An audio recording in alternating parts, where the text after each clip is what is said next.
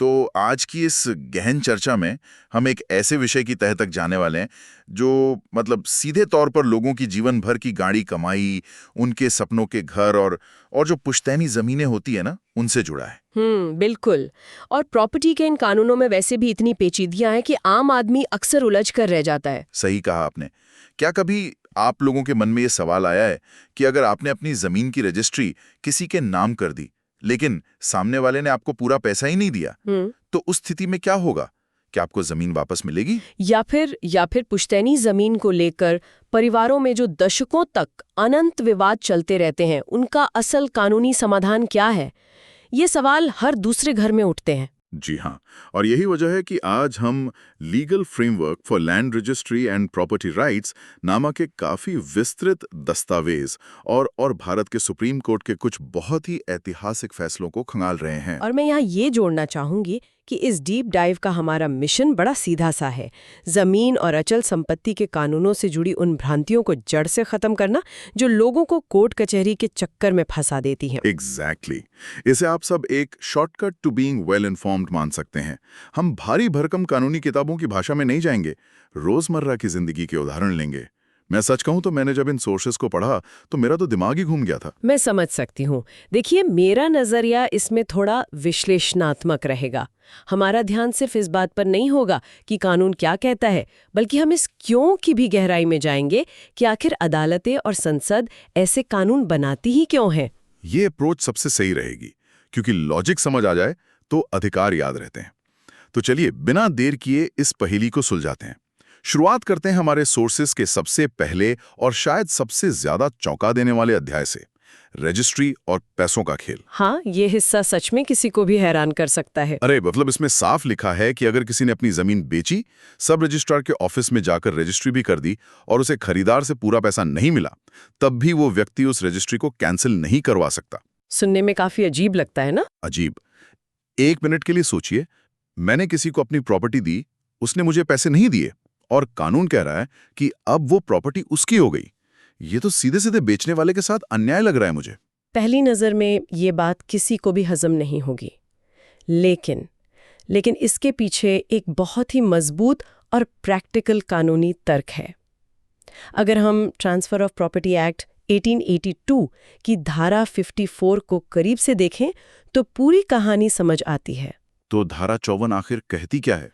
ये धारा कहती है कि एक बार सेल डीड यानी बैनामा रजिस्टर हो गया और उस वक्त दोनों पक्षों की मंशा यानी इंटेंशन मालिकाना हक ट्रांसफर करने की थी, तो प्रॉपर्टी तुरंत खरीदार की हो जाती है। रुकिए, इसका मतलब ये है कि अगर कागज पर लिख दिया गया है कि पैसा मिल गया है, या फिर ये लिखा है कि पैसा अगले महीने दिया जाएगा और उस पर मेरे दस्तखत हो गए, तो खेल खत्म, मेरी जमीन हाथ से निकल गई। कानूनी नजरिए से हाँ, कानून टाइटल के ट्रांसफर और पैसे के भुगतान को दो बिल्कुल अलग-अलग घटनाओं के रूप में देखता है।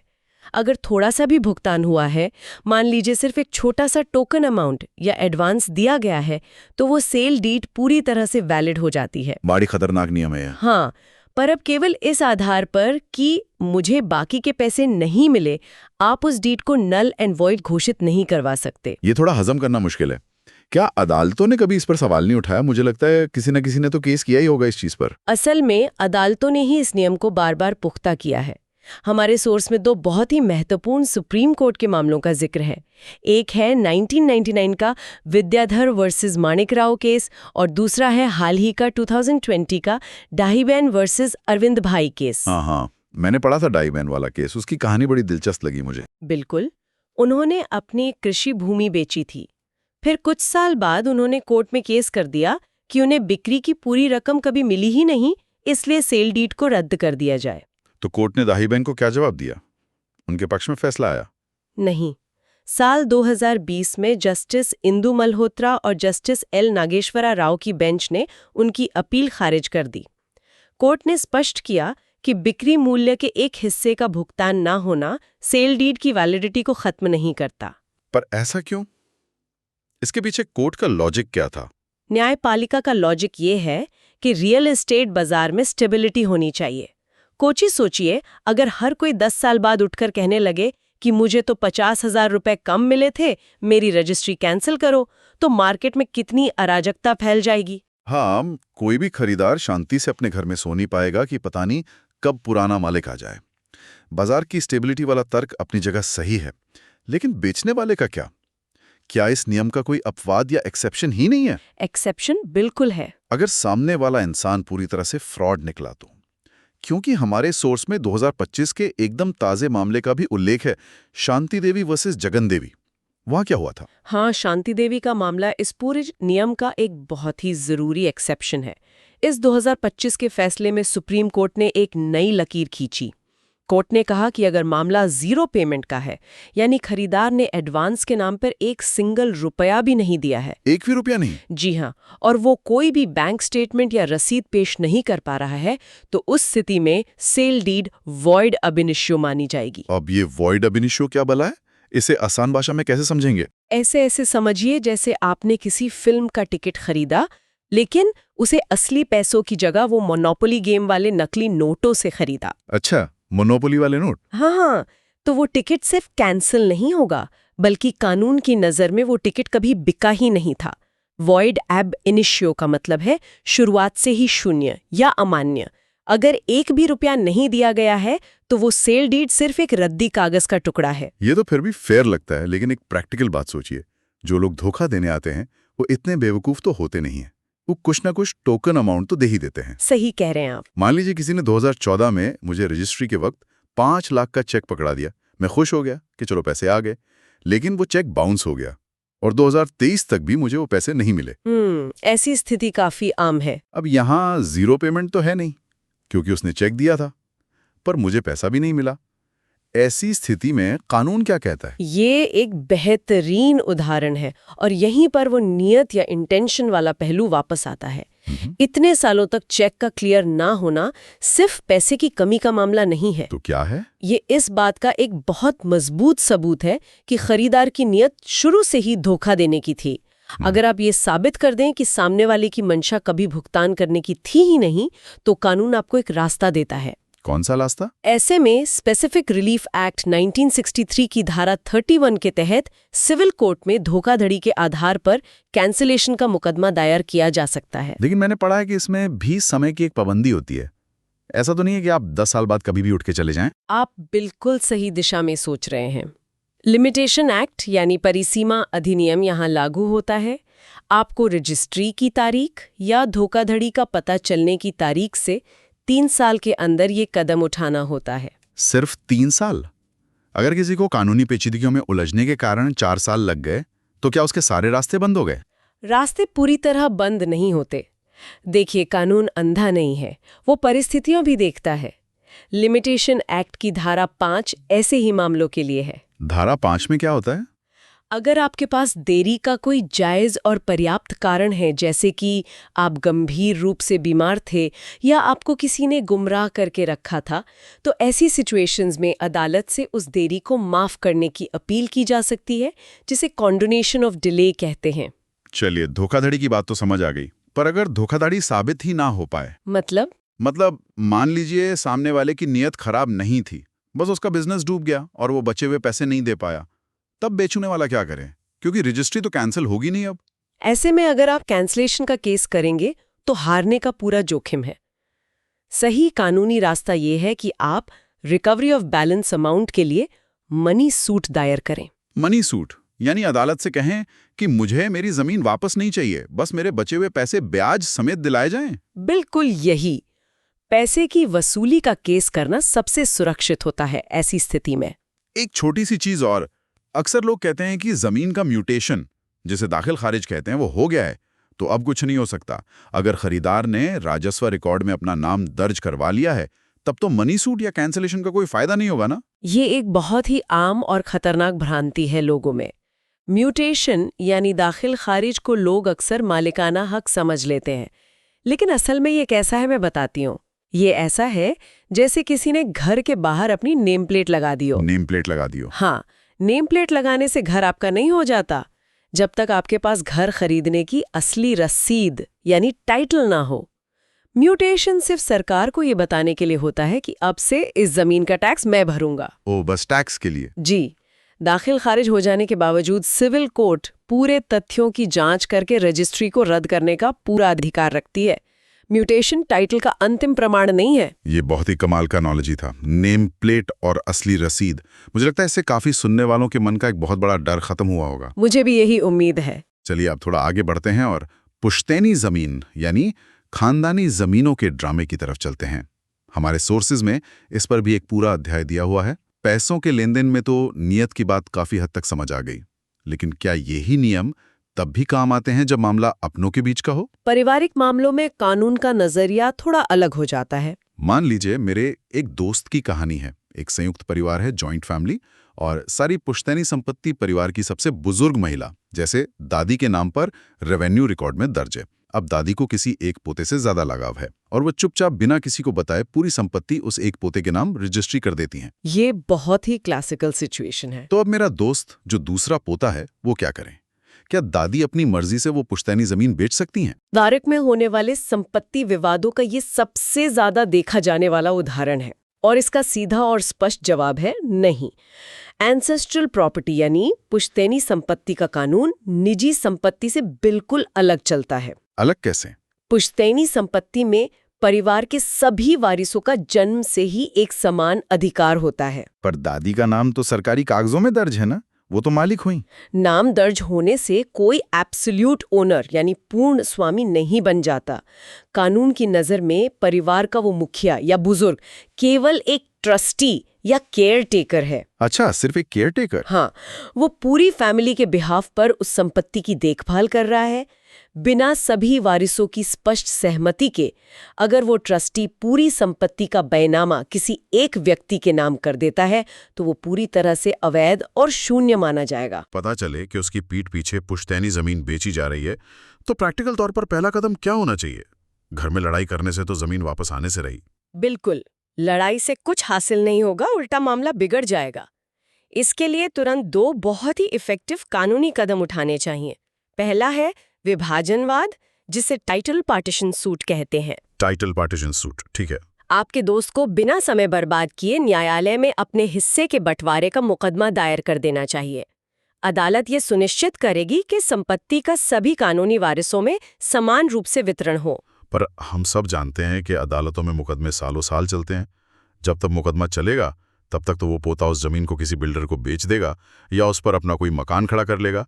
उसे रोकने का क्या उपाय है? यहाँ पर दूसरा सबसे महत्वपूर्ण कदम काम आता है, जिसे आम भाषा में हम लोग स्टे ऑर्डर कहते हैं। ओह, स्टे ऑर्डर। हाँ, ये नाम बहुत सुना है। कानूनी भाषा में इसे इंजंक्शन कहा जाता है। सिविल प्रोसीजर कोड यानी सीपीसी के आदेश 39 नियम 1 और 2 के तहत कोर्ट से तुरंत इंजंक्शन की मांग की जा सकती है। तो बेसिकली ये स्टे ऑर्डर असल में करता क्या है ग्राउंड लेवल पर?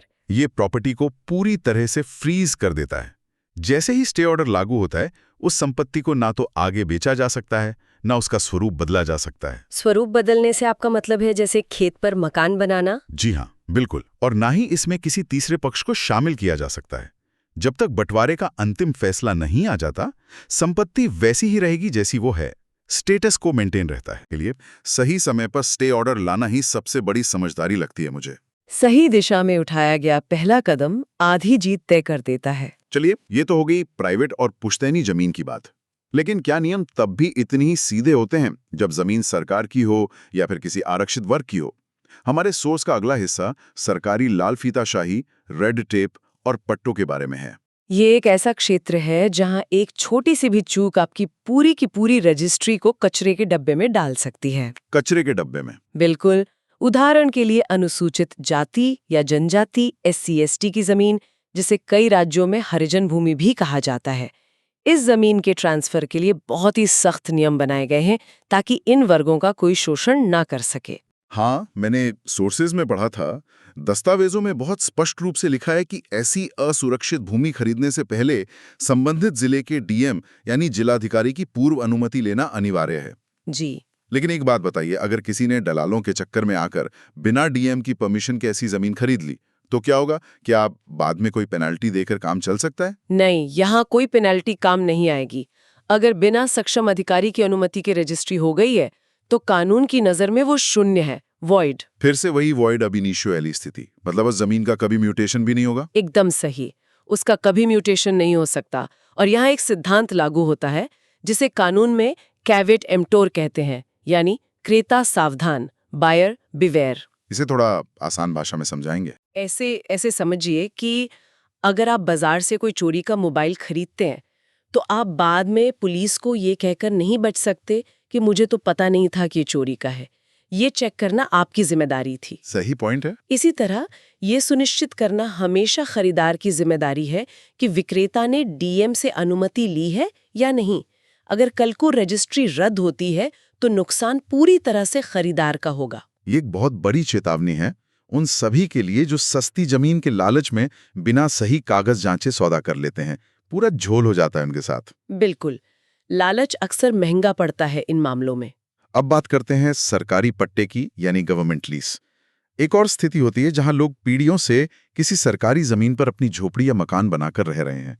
उनके पास कोई ऑफिशियल कागजात नहीं है, बस कब्जा है। हाँ, ऐसे लाखों परिवार हैं हमारे देश में। ऐसे लोगों के लिए हमारे सोर्स में पता हासिल करने के 5 क्रमिक कदम यानी 5 स्टेप्स बताए गए हैं। मुझे ये स्टेप्स थोड़े पेचीदा लगे पढ़ने में, तो चलिए इन्हें थोड़ा डिकोड करते हैं अपने सुनने वालों के लिए। ये प्रक्रिया उन लोगों के लिए सच में एक संजीवनी की तरह है जो दशकों से अनसर्टेनिटी में जी रहे हैं। इसे सिलसिलेवार तरीके से समझना बहुत फायदेमंद है। तो पहला कदम है कब्जा प्रमाण पत्र। सोर्स के मुताबिक सबसे पहले संबंधित ग्राम पंचायत के मुखिया या सरपंच से उस भूमि पर कब्जे का प्रमाण पत्र लेना होता है। ये तो समझ आता है कि शुरुआत एकदम लोकल लेवल से होगी। सही। लेकिन इसके तुरंत बाद दूसरा कदम है आधिकारिक नक्शा, जो कि पटवारी या रेवेन्यू कर्मचारी से बनवाना होता है। मेरा एक काफी बेसिक सवाल ये है कि अगर पंचायत के मुखिया ने लिखकर दे दिया कि हाँ, ये व्यक्ति यहाँ 20 साल से रह रहा है, तो फिर इस नए नक्शे की क्या जरूरत पड़ गई? मुखिया की बात काफी नहीं है क्या? यहीं तो सरकारी सिस्टम का चेक एंड बैलेंस काम आता है। मुखिया सिर्फ ये प्रमाणित कर सकता है कि आप उस गांव के निवासी हैं और वहां पर रह रहे हैं। अच्छा। लेकिन आप कहाँ और कितनी जमीन पर रह रहे हैं, इसके उत्तर, दक्षिण, पूरब, पश्चिम में क्या स्थित है, इसकी टेक्निकल जानकारी मुखिया के पास नहीं होती। उस मैपिंग के लिए पटवारी का आधिकारिक नक्शा चाहिए होता है जो सरकारी रिकॉर्ड से मैच करता हो। बहुत खूब, ये लॉजिक मुझे समझ में आ गया। अब तीसरा कदम है वर्तमान स्थिति का छायांकन, यानी फोटोग्राफी। ये तो मुझे ऐसा लग रहा है जैसे कोई जियो टैग की हुई सेल्फी मांग रहे हो। आप इसे जियो टैग्ड विजुअल प्रूफ कह सकते हैं। सरकार एसेंशियली ये देखना चाहती है कि मौके पर असल में क्या स्थिति है।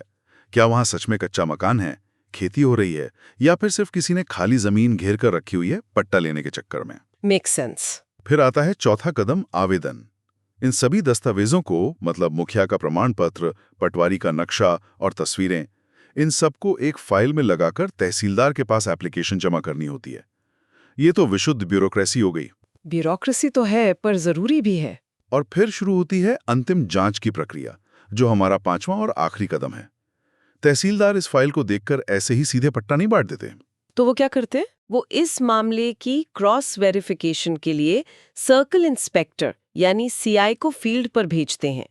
जब सर्कल इंस्पेक्टर अपनी जांच रिपोर्ट में ये साफ कर देता है कि कब्जा निर्विवाद है, सारे सबूत सही हैं और कोई और व्यक्ति इस जमीन पर दावा नहीं कर रहा है, तब अंततः डीएम या सक्षम अधिकारी द्वारा वो सरकारी पट्टा जारी किया जाता है। फ्यू, सुनकर लगता है कि ये काफी लंबी और थका देने वाली प्रक्रिया है। लेकिन अगर इसे रूल्स के हिसाब से फॉलो किया जाए तो एक परिवार को हमेशा के लिए उनके घर की कानूनी गारंटी मिल ही जाती है। जी हाँ, पर एक बात ध्यान रखने वाली है, इसमें एक पेच भी है। वो क्या? ये पट्टा कोई पूर्ण मालिकाना हक नहीं है। सही पकड़ा आपने। ये पट्टा है, यानी लीज, कोई सेल डीड नहीं। शर्तों के साथ आवंटी करती है। मान लीजिए सरकार ने आपको खेती करने के लिए पट्टा दिया और आपने कल को उस पर कोई कमर्शियल दुकान खोल ली, या फिर आपने वो पट्टे वाली जमीन किसी तीसरे व्यक्ति को बेच दी। तो ऐसे में क्या होगा? अगर आप ऐसी किसी भी शर्त का उल्लंघन करते हैं तो सरकार को ये पूरा कानूनी अधिकार है कि वो उस पट्टे को उसी वक्त निरस्त कर दे और अपनी भूमि वापस ले ले। क्या बात है। इस पूरी चर्चा से एक बात तो एकदम साफ होकर उभरती है मेरी नजर में। अचल संपत्ति के मामलों में भावनाओं या रिश्तों के आधार पर नहीं, बल्कि ठोस दस्तावेजों और सही कानूनी प्रक्रियाओं के आधार पर ही फैसले लेने चाहिए। इनमें कैजुअल अप्रोच बिल्कुल नहीं चल सकती। मैं आपकी बात से पूरी तरह सहमत हूँ। अगर हम आज के इन सभी सोर्सेज और कोर्ट केसेस का सार निकालें तो मुझे लगता है दो शब्द सबसे ज्यादा जरूरी हैं। एक है दस्तावेजीकरण यानी डॉक्यूमेंटेशन और दूसरा है मंशा यानी इंटेंट। इंटेंट, बिल्कुल सही।